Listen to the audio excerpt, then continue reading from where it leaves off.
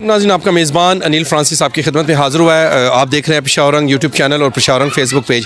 میرے ساتھ ایک ایسی پرسنالٹی موجود ہیں اور اس وقت کے جو ٹاپ 10 شیئر مروت پہ جو اس وقت کے مہم بھی چل رہی ہے اور ٹاپ 10 اس وقت سوشل میڈیا کی جان بھی اور زینت بھی بنی ہوئی ہے یہ نیوز کہ مجھے کیوں نکالا۔ ان کے وکیل میرے ساتھ موجود ہیں، پہلے ان کے کیسز کو لڑ رہے تھے اور ان سے جانتے ہیں کہ کیوں وجہ کیا بنی ایسی، کیا وجوہات ہیں، پارٹی بیس پہ کیا وجوہات بنی ہیں، یا ان کے جو اپنے بیانات اس وقت سوشل میڈیا پہ ٹاپ ٹرینڈ کر رہے ہیں، یا وہ ساری وجوہات تھی۔ السلام علیکم سر۔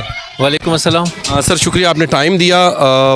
سر، آپ نے شیئر مروت کے بہت سارے کیسز کو ہینڈل کیا ہے، ویسے بحیثیت ایک ایڈوکیٹ ہونے کے ناطے آپ کیا سمجھتے ہیں کہ کیا وجہ تھی کہ شیئر مروت کو نکالا گیا؟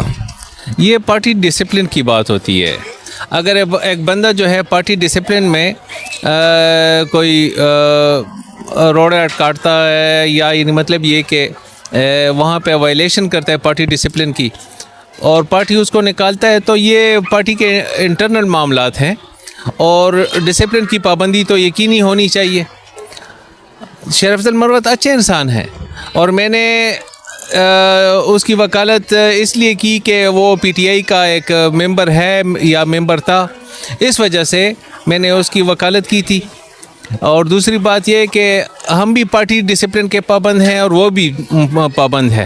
اگر وہ پارٹی کو یعنی مطلب یہ منظور نہیں ہے یا اس نے کوئی ایسی وائلیشن کی ہے پارٹی ڈسپلن کی اور اس کے خلاف اگر ایکشن لیا گیا ہے تو یہ پارٹی کا انٹرنل مسئلہ ہے اور اس کو جو ہے ڈسپلنری طریقے سے وہ ہینڈل کرنا چاہیے۔ سر، اس وقت جو نیوز چل رہی ہیں وہ یہ بھی چل رہی ہیں کہ انہیں نون لیگ میں بھی بڑا پسند کیا جاتا تھا، شاید یہ وجوہات تو نہ بنی، اس پہ آپ کی کیا رائے ہے؟ یہ ایک بات ہے کہ شیخ افضل جو ہے وہ سوچ سمجھ کے بغیر بات کرتا ہے۔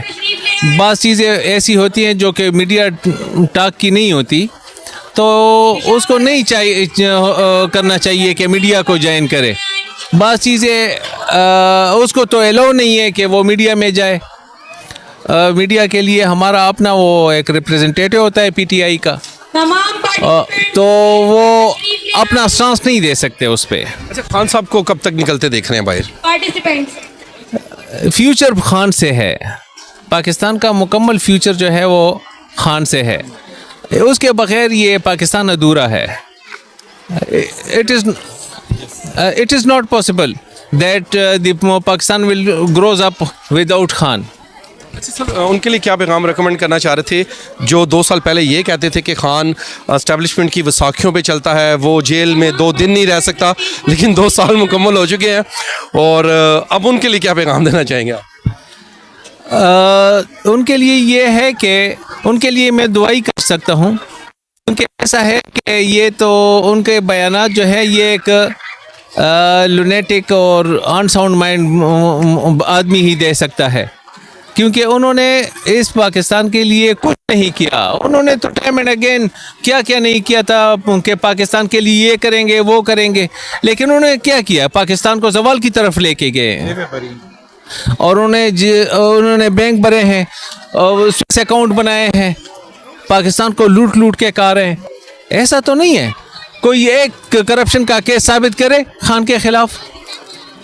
یہی تو قوم ہے، قوم اس کے ساتھ کڑی ہے خان کے ساتھ۔ اور میں تو ان لوگوں کو بھی کہنا چاہتا ہوں کہ وہ ہوش کے ناخن لے، پاکستان کو توڑنے سے بچائے، پاکستان کو نقصان کرنے سے بچائے، اور اگر وہ واقعی پاکستان کے ساتھ مخلص ہیں تو خان کو نکالے باہر، ان کو اس کی حکومت حوالہ کرنی چاہیے، کیونکہ خان نے میجارٹی ووٹ لیے ہیں۔